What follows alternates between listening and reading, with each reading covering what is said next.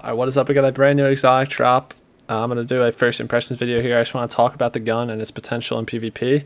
First off, the exotic mission itself is fantastic. I would say it's as good as the Outbreak Perfected mission, which is a huge compliment because that thing was amazing. Trash shoot part was really funny. There's some good stuff in this one.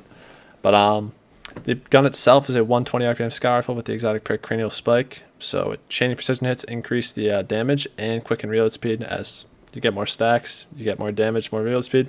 I don't know if that sounds familiar. Maybe like our little Hawkman guy.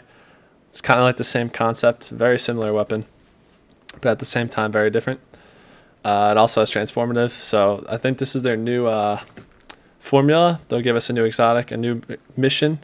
And to make that mission more worth their while, they're going to have the exotics roll random rolls. So we keep going back into that mission. It's not just like a one and done thing, and they have to put so much effort into it. So I see what they're going for. It's smart. It's a good system. It's a 120, as I said before, which you'd think that means it's going to hit for 90 in the Crucible. Hits for 81. I'm going to start rolling back on gameplay now as we're done with the exotic perks, so you can watch now. But yeah, 120 hits for 81. Obviously, they're doing that to prevent it from two-tapping too quickly, because if you listen to the exotic perk, as you increase stacks, you increase in damage as well. So if you hit that 3-tap headshot, you are not going to be two-tapping the next person, which seems very not good enough. Because you got 120s who are as a base hitting for 90, so they have a easier time to kill. They can get a kill with just a headshot and 2 bodies on lower resiliences, and proc Rampage, which has about the same duration as this perk. You need to rapidly chain the precision shots. So if you stop hitting precision shots, you have like a 5-6 second period where you're going to have that buff still and have the chance to refresh it with another precision shot, but then it will go away. And I was definitely running out of it a lot when I needed it, which is a little bit unfortunate. So you need to get to essentially ×5, and that's the max, I believe, to hit that 2-tap, and it's 97 damage. So even high resiliences can also survive this. So they did everything in their power, it seems, to not let this thing be good. There's 2 ways they can make this gun better, in my opinion. First off, make the chain of precision shots last forever. So what I mean by that is it doesn't just, you don't lose the buff. You hit those 3 headshots, and until you like reload, once you reload, you lose your buff. But it shouldn't just be on some like temporary buff period where like you need to keep hitting precision shots to keep it up. It should just stay until you reload. That way you can get to those ×5 and hit that 2-tap. That would make it similar to Hawkmoon, where like you get that build up, and until you reload, you still have that chance to hit that final round damage. Or they can just make it after you hit those 3 first headshots, the gun is already at enough damage now to 2-tap. So that way you can hit those 3 headshots and you have that 6 second period to 2-tap, making it similar to Rampage, but you have the benefit of the range of a sky rifle.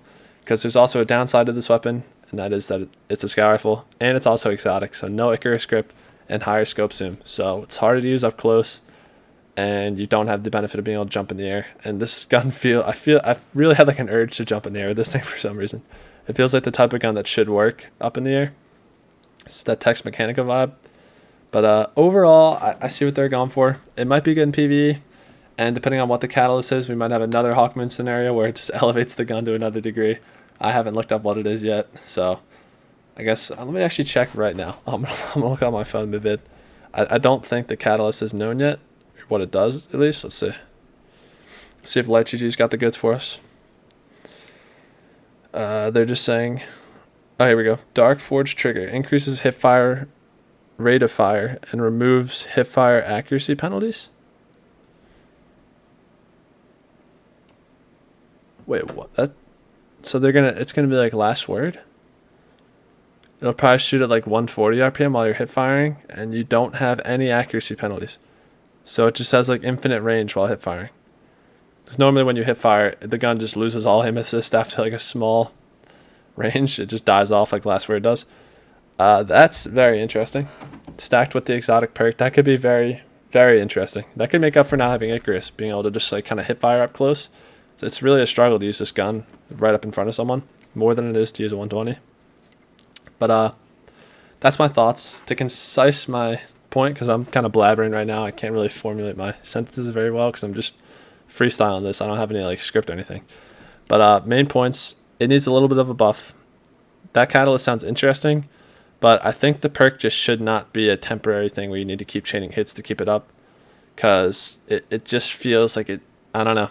I don't think that'll even be good in PvE because it's not going to be a good DPS weapon. At least I don't think. So I just don't see how this is good in either playlist.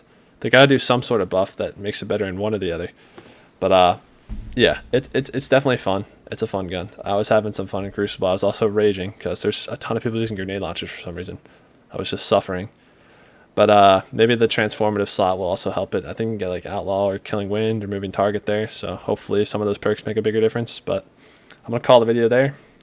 Background gameplay should give you a good idea of how the gun functions. But overall, I think it needs a buff if they want it to be good. If they don't, they don't want it to be dead upon release, then they can keep it how it is.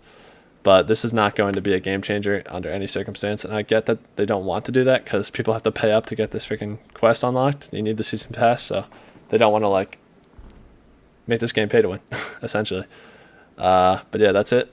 I'm going to end the video there. So if you enjoyed this crappy first impressions review, run over of how the weapon works, then drop a like. I'm out.